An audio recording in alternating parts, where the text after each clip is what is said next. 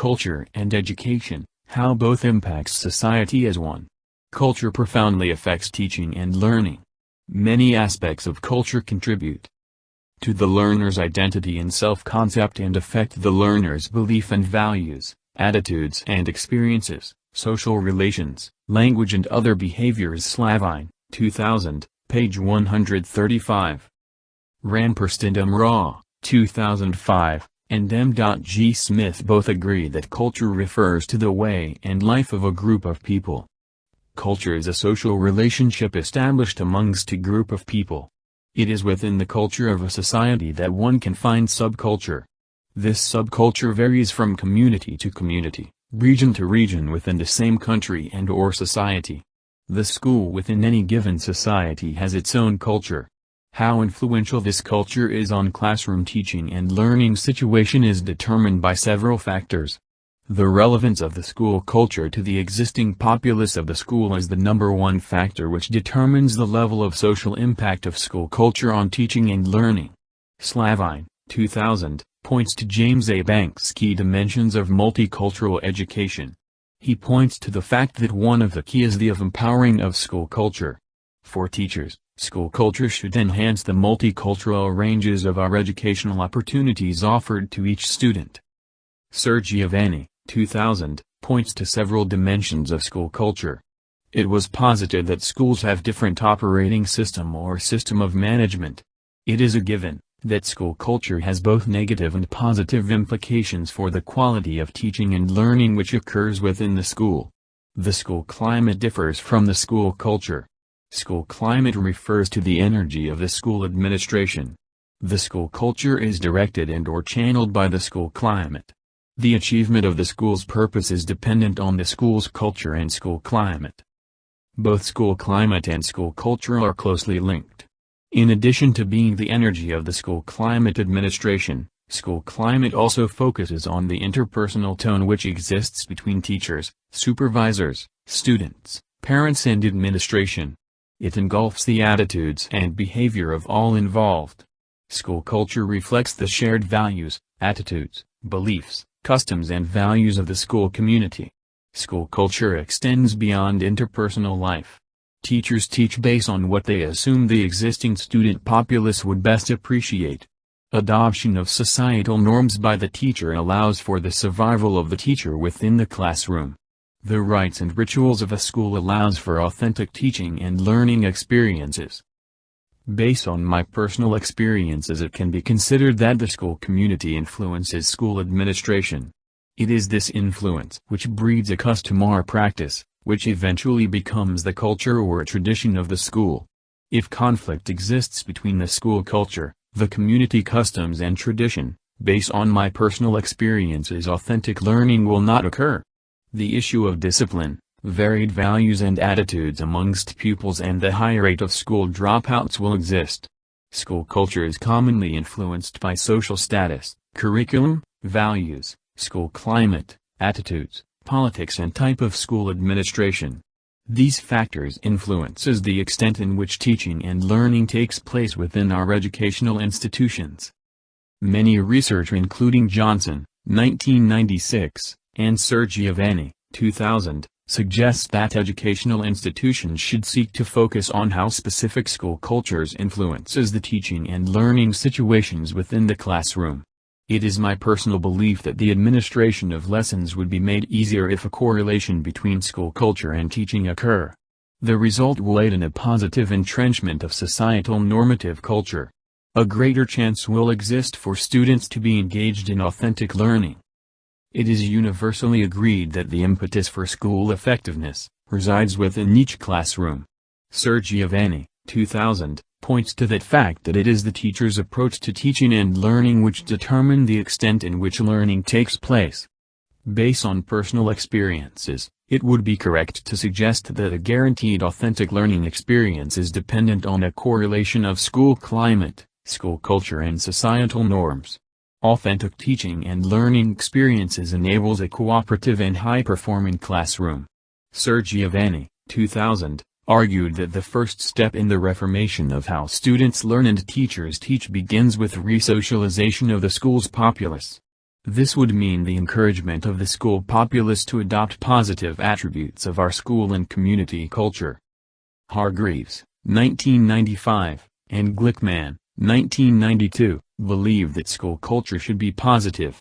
Many researchers have argued that the transforming students into accepted members of society require the use of school culture, climate and empowerment from the school community. This effort requires teachers to help students develop new beliefs, attitudes and values. The teacher's task is made much easier with relevant and instructional processes and activities. This will lead to a change in classroom practices and improve student educational outcomes. Learning outcomes would be more appreciated by school, teacher, community and the general society. Instructional methodology may vary from social structure to social structure. The emphasis of this paper is to discover means of using school culture as a base when teaching low socioeconomic status schools, inner-city and poor rural students, and possible implications. Many low economic status school administrators, SES, locally and within the United States have proposed several initiatives which would improve teaching and learning within their institutions. Proposals made emphasize the belief that classroom culture has significant influence on the students' educational outcomes. Steps have been taken locally to involve the community in the renewal thrust of making education authentic within each community. These steps include the involvement of community youth clubs and the inclusion of their activities within the activities of the schools. Many schools have adopted a community service program, which would see students applying their attitude, values and their beliefs in completing specific tasks within their community, usually school community, with the teacher having an understanding of community culture and school culture guarantee authentic learning. Both school culture and teaching within the classroom will encourage learning. There are several additional advantages of using school culture in the teaching and learning process. It's an arguable fact that this initiative, the use of school culture, would guarantee an increase in the level of scholastic attainment by students. It is a given based on my experience that the knowledge of and use of school culture fosters a greater understanding and cooperation between students, teachers and parents and how these interaction facilitates student learning. Teachers are able to relate to students. Shared experiences encourage learning, both the teacher and student enhance their cognitive reasoning. Specific approaches to teaching specific students can be carefully calculated and executed, resulting in students not only learning new concepts, but being allowed to adopt them within their own culture. Many research conducted locally, in Jamaica, regionally and within the United States, have concluded that students generally learn within the classroom, Evans 2001 and Slavin 2000. It is within the classroom that teachers will rehearse and use their professional development skills, to guide students in achieving cognitive development. It is worth noting that these skills play an integral role in the classroom learning situation. Both students and teachers learn within the classroom. It is a given that teachers who understand the dynamics of the classroom culture, and reflect upon their own involvement in the classroom culture, are more likely to be able to adopt the culture, and accordingly modify their instructional practices to suit the needs of students. Only positive classroom cultures should be encouraged within the classroom. Students tend to cooperate better with their peers and teachers, if they can relate their life experience to their learning experience. Newman et al., 1996, and Evans, 2001. Evans, 2001, a Jamaican researcher and former lecturer of the University of the West Indies, discusses the orientations of the Jamaican classroom in her book, Inside Jamaican Classroom. She emphasized that schools provides a connection between society, beliefs, attitudes, values and knowledge. Every school should have organization and purpose. It is a fact that within every society, school standards differs. The roles of each participant within the education system are clearly defined: students, administration, parents and teachers. It is believed that schools contribute to national development. An increase in production decreases the rate of social problems. Acceptance of school culture may result in students accepting and/or appreciating the rules and regulations set by their school's administration and adapt easily to the positive societal normative culture. Knowledge of school culture also may aid in collaborative inquiry, risk-taking and innovation which may be evident at all levels of school life. The time spent instituting disciplinary problems may decrease with the teacher's use of their knowledge of the school and community culture within the classroom. The teacher may choose to use students' life experience in teaching varied concepts and ideologies. Students may become more attentive in class and respond positively to the teaching and learning situations. Students could develop a sense of openness. In addition, students would be more able to relate to their peers and appreciate the teaching-learning situation more. Senge et al., 2000, posits that a developed system approach was needed to increase the school's ability to respond positively to the educational and social needs of students. This approach involves the understanding of how the diverse relationships, resources, processes and curriculum function together in the school community. It is important to recognize that as a school becomes autonomous, new identities are established and unique school cultures are created. This approach, while having a standard variation amongst all schools, should exhibit a level of uniqueness depending on the school in question. A structure approach to discover needs of schools and students have been echoed by many educational specialists. Research have discovered that some schools in the United States have developed student well-being policies through consultative community processes. Johnson, 1996. It is believed that such policies work to support a culture where all members of the school community feel safe, secure, motivated and share the same normative values. Many schools are now providing professional development opportunities for school support staff. This initiative is now being pondered by the Ministry of Education Jamaica.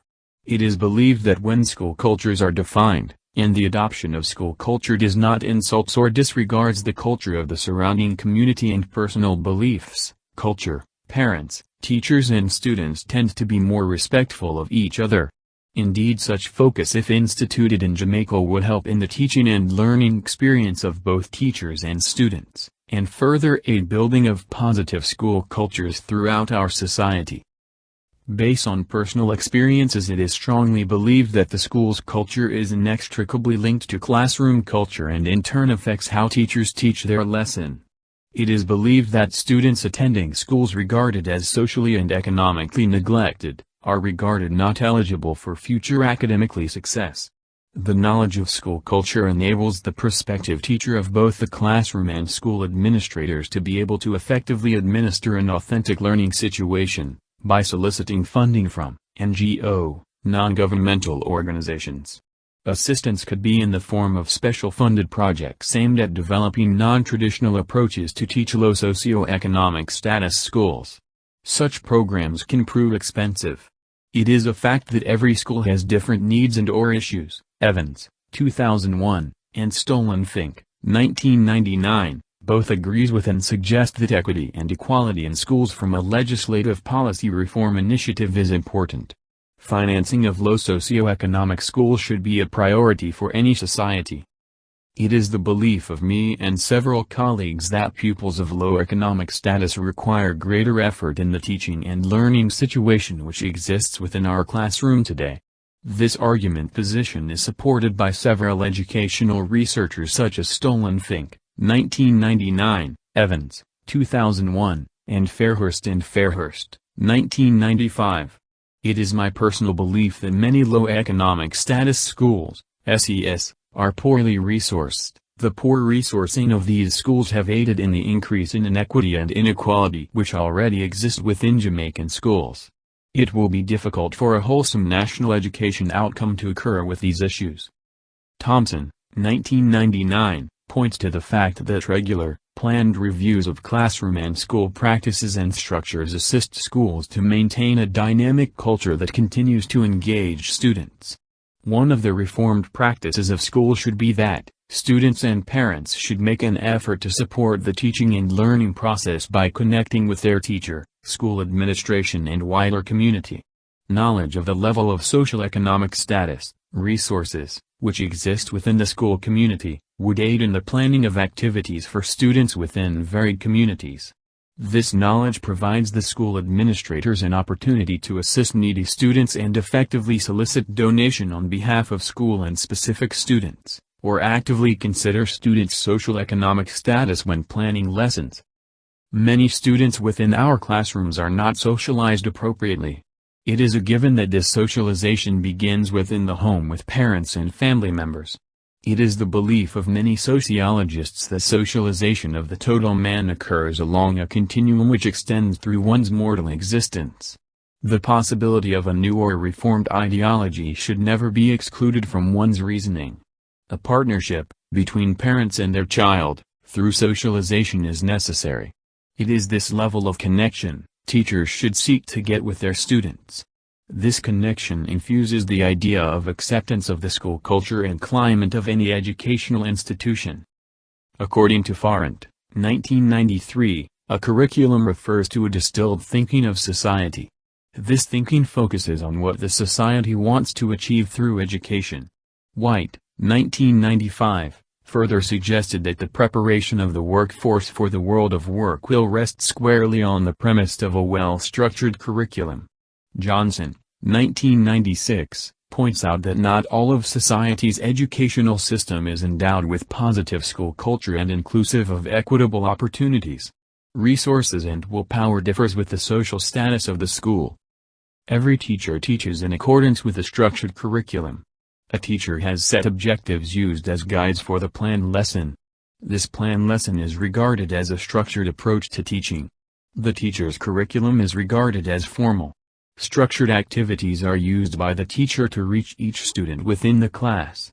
It is customary for any national curriculum to suggest approaches appropriate for varied topics within each unit. The objective of every curriculum is to create a means in which the student's cognitive ability can be developed and prove useful to the general society. The influence of the informal curriculum, the unstructured means of achieving a principled outcome, may have the same purpose as the formal curriculum. However, the measurement of its real outcome may prove difficult. This informal curriculum is not limited to the school institution but the community. The informal curriculum is regarded by many Jamaican education researchers as street smarts. These are not always positive ways of survival or thinking. This approach to life challenges is not wholesome and productive and may result in an ineffective productive sector. The success of a society's education system will rest on a well-established curriculum and dynamism in approach. Hyman Anglin, 1994. Introduction to Curriculum Development. Survival will depend on informal and formal curriculum. Both have their place in society. Both are geared at the preparation of individuals for future challenges. How society reason are considered when structuring a curriculum. Approaches to varied topics within the curriculum may differ from society to society. It is worth careful notation that socialization affects learning. It will take the careful thought of the teacher when planning lessons. The teacher has to consider whether or not the students will be able to afford a field trip. Should he or she plan with a specific text in mind, or should each lesson be designed around the present occurrences within the school and neighboring communities? These lesson planning poses a serious challenge to the novice teacher. When entering the classroom for the first time, the students being taught tend to use the first class to decide whether or not the teacher is ready for the task. It should be an entrenched philosophy of every teacher's training institution to have all trained teachers socialized to structure their teaching skills to reach diverse school climate and culture. Many novice teachers are given a rude awakening when they enter the classroom, expecting a group of students reserved and waiting to be engaged. Teaching and learning is a unique phenomenon. Effort should be taken to expose teachers to dynamic approaches which exist, and could be used when teaching varying pupils from varied subculture. Stolenfink, 1999, suggests that effective planning and curriculum execution, lesson planning, should support a realistic approach to change, which values and builds on the strengths of all members of the school community. I refer to this realistic approach as an integrated approach. It is a key strategy for schools, creating a school culture that students can identify with. This is due to the fact that they are both supported and intellectually challenged by it. Putting it simple, teachers should learn to adopt the knowledge of the school culture and make use of it when administering their classes. The use of appropriate examples and encouraging the sharing of life experiences, so as to help the students garner a greater understanding of the varied phenomenon being discussed. It is of paramount importance that our educational institutions create an opportunity to have effective learning, which in turn would foster successful learners. Teaching and learning should be a cooperative effort. Every school has a school community, the school neighbors. Within each community, varied issues, needs and varied desired solutions for situations may exist. Parents, students, teachers and volunteers are all a part of these communities. An integrated approach in teaching and learning would further propel the reality of authentic teaching and learning, establishing bond between community, school, and general society, creating a cooperative learning situation. The question, how can the integrated approach to learning encourage both teachers and students within the classroom to work smarter, has been asked by many researchers.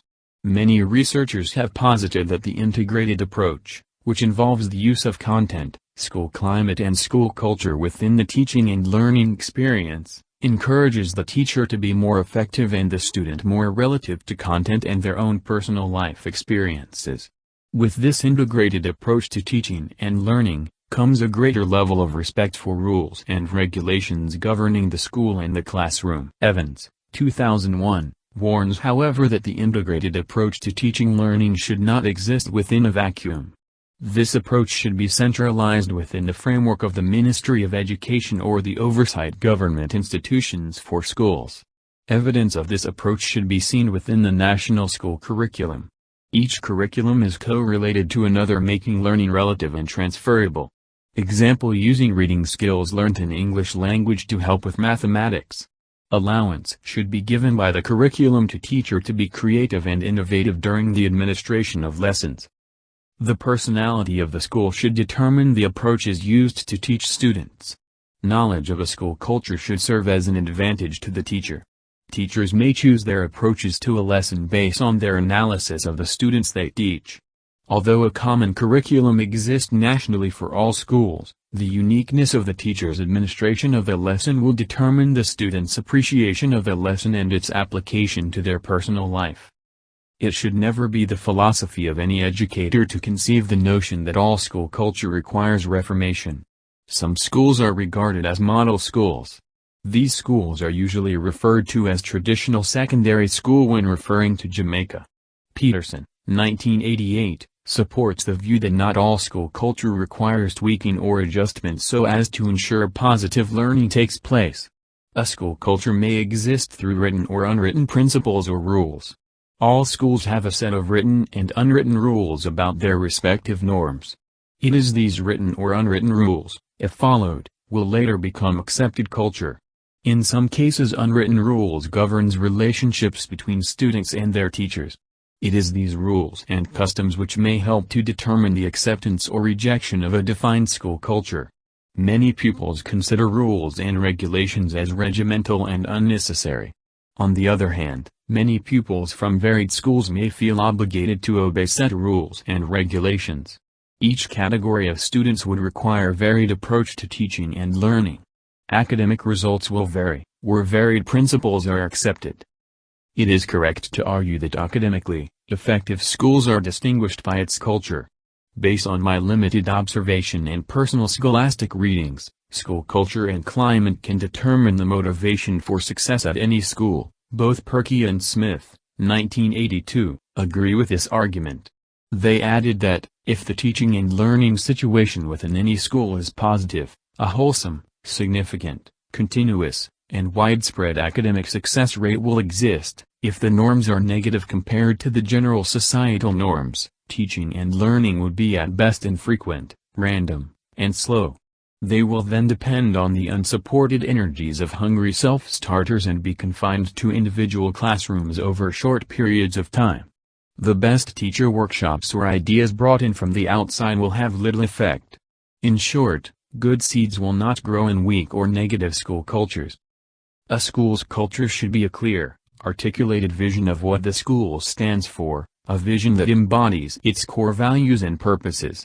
Examples of core values might be community building, problem-solving skills, or effective communication and mutual respects for all involved. These value commitments vary from community to community, What is important for school leaders to know is the role of these values to the teaching and learning situation. It is believed that values fuel the success of any school. If core values are the fuel, then school culture is the engine. Both work cooperatively together, which enhances teaching and learning. The above underlines the sentiments of Lordy, 1972, Evans, 2001 and Perky and Smith, 1982. Teacher quality is still the most powerful school-related influence on children's academic performances. Many educators have echoed the thought of preparing teachers to be cultural responsive. Compared to the situation which exists in the United States, cultural response teacher training seems more practical in Jamaica. The history books reveal that Jamaica comprises of 90% Africans. In the United States, there are several diverse cultures existing within any one class. Each culture has a unique approach which may encourage authentic learning.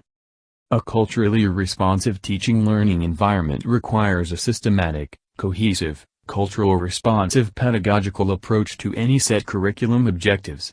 Halsall, 1998, suggested that this is a difficult job, when it comes to changing current attitudes and teaching practices. Both students and teachers may have limited interaction with culturally and linguistically diverse situations. Example, students from an Indian culture may find it difficult to accept the socialized principle where ladies have choice in deciding their husbands and wives. The approach to the social studies unit family socialization should be dynamic. This cultural diversity stretches along the lines of social class, between poor and rich students. Teachers are expected to teach students from varied social class. No evidence of prejudice should be evident. If both pre-service and in-service teachers learned to focus on their own attitudes and beliefs, and share a willingness to accept diverse culture, teaching and learning would both foster a more effective learning and teaching experience. I agree with Freer, 1998, that the understanding of this perspective can better enhance their, teacher and student, ability to become culturally competent. In other words, having an understanding of why students behave the way they do, improve their real chance of them becoming effective within the classroom. It is a reality that school culture may differ from students' socialization. It has now become useful for teachers to learn to use culturally responsive teaching approaches to reach these culturally different students. These approaches do not guarantee a re-socialization of pupils. However, it aims at students developing a greater level of appreciation and respect for cultural indifference. Teachers are now becoming aware of the fact that students are connected to a complicated societal and cultural network, and that this connection has influenced the educational growth of the students. Recognizing and capitalizing on students' backgrounds can positively impact the learning and teaching processes. It is a fact that the knowledge of school culture does influence the way students learn within the classroom. It is a fact that the curriculum, school structure, availability of resources and time, further complicates the cohesiveness of the dispensation of the pedagogical knowledge between the teacher and the student. It is the complexity of the above listed, which determine the level of equity and support from the governing institutions. This will affect students' performance. Interestingly, performance of students determines the level of external support received by schools located in poor rural and inner-city communities. Is this a unique phenomenon which concerns me as well as other educational researchers in Jamaica? Example Evans, 2001. Farrant, 1993, describes education nicely. Education is described as the discovery of new knowledge and the sharing of experiences. It is believed that education is universal, and that it is practiced by every society at all stages of development. Education occurs on a continuum and not within a vacuum. The classroom is an agent of real education. Socialization is a form of education. The socialization of our society is not limited to the home and the community. Socialization is continuous. Socialization continues within the confines of the school and the classroom. Brown, 2003, posits that the culture of the school whilst social can also be educational. The culture of a society can be transmitted easily from teacher to pupil. This transfer of cultural norms of a school can be regarded as socialization. Socialized norms and beliefs in combination with curriculum structure will foster a unique understanding of the possible career options available for each student. This will prove that years spent in the classroom were productive. It is a fact that effective classroom socialization encourages a productive labor force. One should be cautious when using school culture within the teaching and learning situation. Not all school culture caters for the interest of the child. Sterling, 2001, warns that careful consideration is needed when considering the use of the school culture in the guidance of our teaching and learning situation. In some rural schools, many students are forced to do subjects such as agricultural science. The community, teacher and school may recommend the execution of these lessons. This aid in the propelling of students in the field of agriculture. The school culture may embrace agriculture due to the community desired needs. It is believed that this is not always a welcome idea on the part of the student.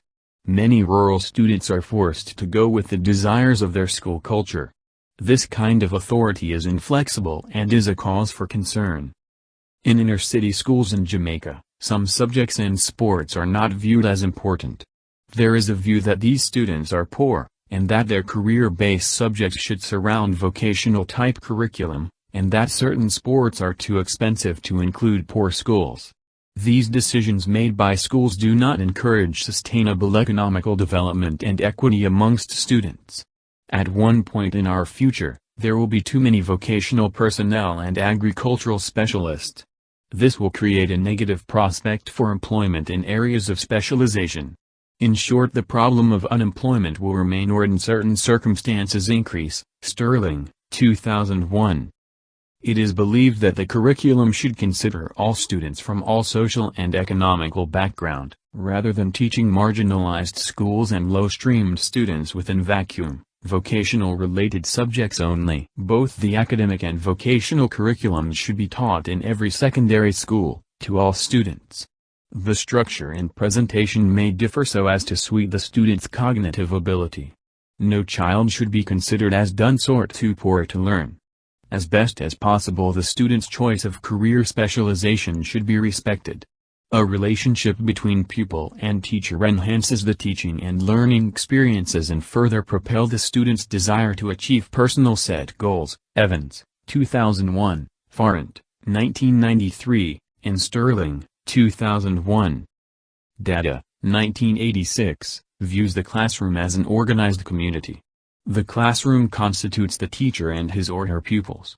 Both the class teacher and the pupil relate to each other. He points to several characteristic features of a typical classroom. These are pupil, social status, the teacher, family background and sex. Usually the classroom has a group of pupil with similar socio-economic background. The teacher is expected to unify societal norms with intellectual ability. It is a fact that the constituents of any one classroom have a series of common goals to be achieved. The classroom teacher represents the adult in the society, seen as the authority figure. The teacher is respected and allowed to take charge of his or her lesson. The teacher uses skills and special cognitive ability to help students to develop cognitively. It is the lessons taught here within the classroom which should create a solid frame of reference for future references. The opportunity exists, however, where the teacher could be viewed as contradictory to already established frame of reference. This is as a result of the socialization which may have occurred at home. Imagine an entire class left more confused at the end of a lesson than ever before. This is a sign of conflict between school culture and community culture. It is a given that both should work in tandem with each other so as to develop a unique culture, and a common understanding. Data, 1986. Data, 1986, went on to suggest that, it is fact that every school exhibits different culture, yet they are using a common curriculum. It is the leadership and the social orientation of each school which determine the defined school culture. The interaction of teachers with students will aid in the development of strategies used within the classroom. Teachers may use a direct or indirect approach in determining adoption protocols needed to enhance teaching and learning. The school should be an adoptive educational institution. According to Sterling, the National Educational Plan of Jamaica envisaged schools having all staff and learners work to create a sustainable, Cohesive and relevant school culture, which would involve classrooms, parents, teacher and community. The question as to what led to the need for such effort could be answered with an insight of the educational history of Jamaica spanning as far as the early post-slavery era, 1838 to 1938. Burton, 1985, pointed out that during the post-slavery era, the level of education attained was influenced by the status one has. It was the culture of the society to have the masses, which were poor black free slaves, receive minimal education as possible. This culture facilitated the need of these free black slaves to depend on the more affluent societal population for support. The economical development of Jamaica was subjective to the suppressive treatment of the free slaves. The free slaves were uneducated and performed menial tasks for survival. The more affluent aspirants of society basked on their economic gains and became known as the gatekeepers of upward social mobility. It is this type socialization over the years, which fostered a disparity in educational attainment amongst Jamaicans, traditional and non-traditional secondary schools. The years between 1838 and 1938 saw the formation of a more defined social class structure in Jamaica than before. Some educational institutions which existed were marginalized due to their social classification, lower, middle or upper social class. The poor masses resided in the rural areas or behind the gutters or the barricades of the middle and upper class, within our urban centers, known as inner-city communities. Educational prospects looked dim for the children of the inner city and poor rural communities before 1838. These poor communities designed and structured a coping mechanism which today we call inner-city culture or rural country culture. Some poor students were now being allowed to attend the more affluent secondary schools. This was based on their high scholastic achievements. Burton, 1985, suggests that the acceptance of what society has to give regardless of how menial it is just a remnant of the slave culture. This is the present mentality which exists within our inner city and poor rural communities. It is this unique culture which has aided these masses to maintain sanity in the ever-demanding, ever-changing, challenging Jamaican social and economical society. Over the years the norms of this subculture, inner-city mentality or poor rural culture, have breached the walls of the paradigm set by the more affluent societal members. The thrust to maintain cohesiveness between the two Jamaica comes through the reformation of the national curriculum. This was one of the main objectives of the reformation of secondary school education in the early 2000s, the known as the ROSE program. Burton, 1985, in her book Social Life in the Caribbean 1838 to 1938 discussed explicitly the educational paradigm of the free slaves.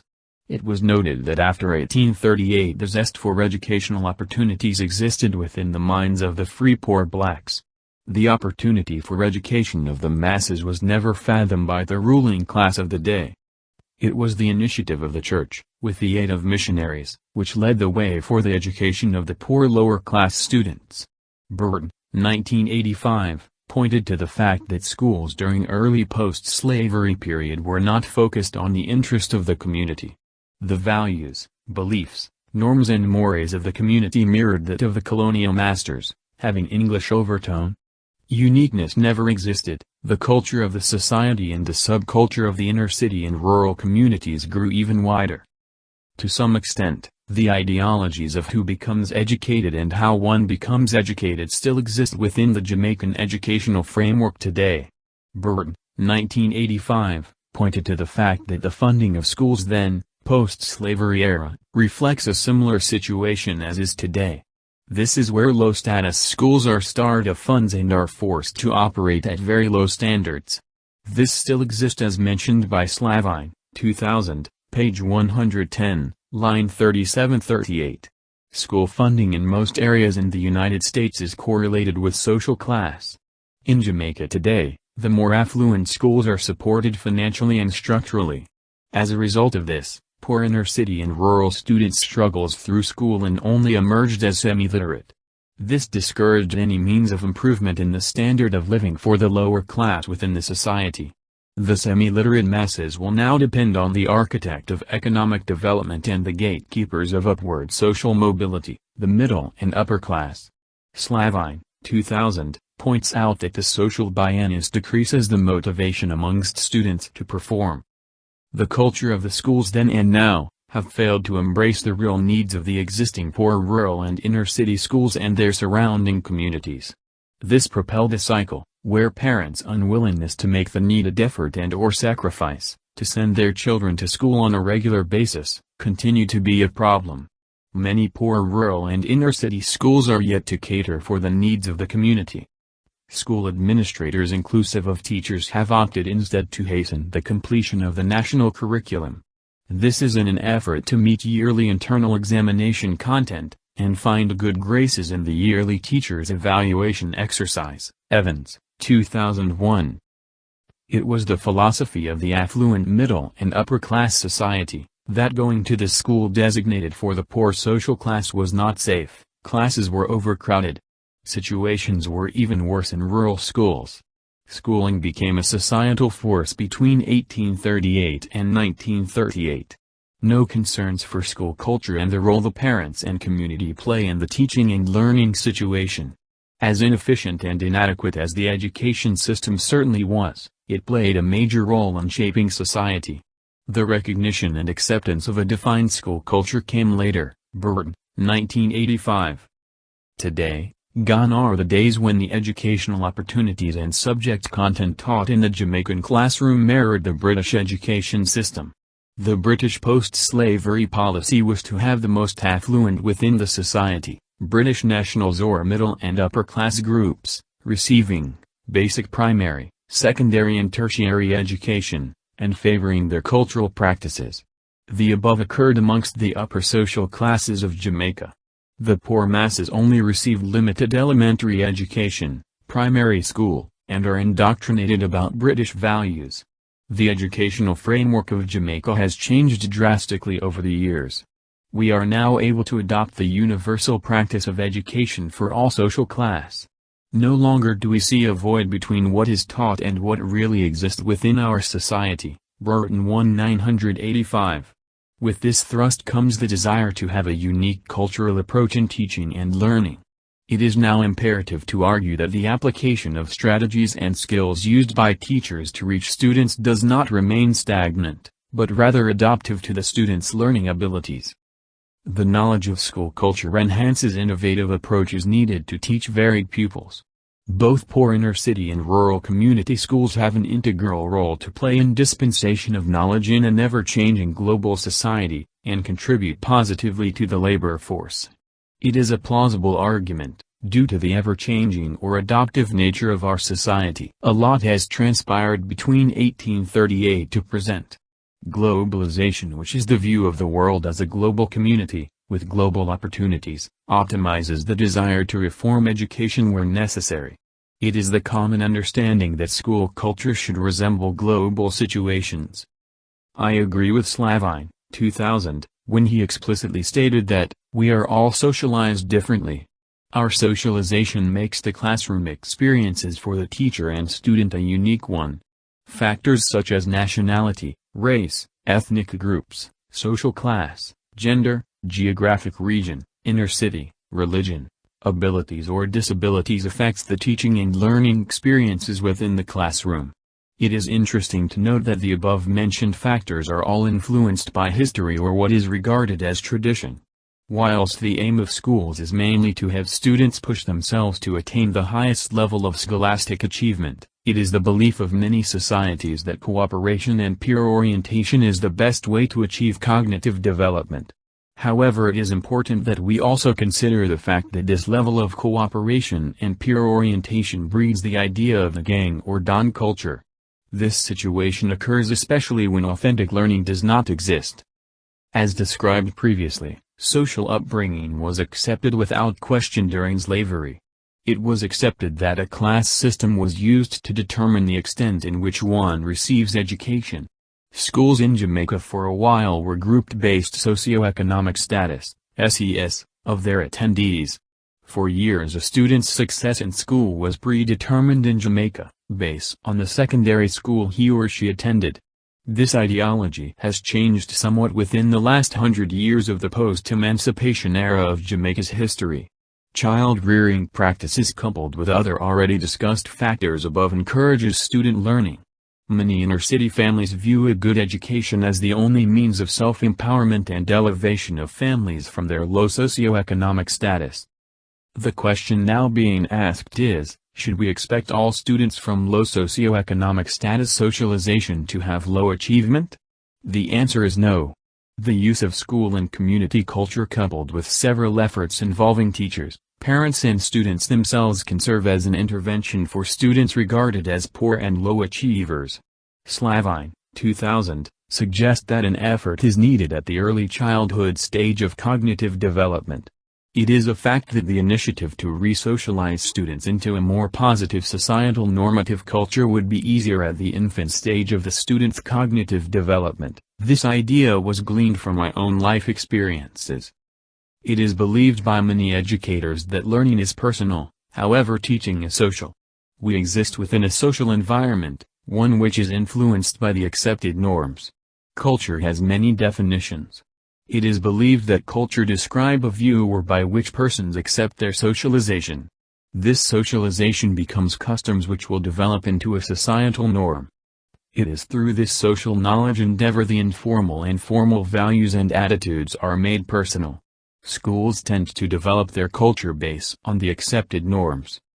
A society comprises of many communities. It is these communities which contribute to the structure of the national curriculum.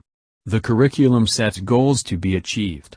Throughout this paper it was adequately extrapolated that school culture may positively or negatively affect the administration of the said curriculum. It is important that as educators we strive to create opportunities for all students to understand their lesson content. A relationship should be established between schooling and the general society. In many cases it will take innovative approaches to reach students from low socioeconomic status schools. School culture is a factor which aids in the direction in which the teacher teaches his or her lesson. The community's values, attitude and general socialization affects the methods used by the teachers.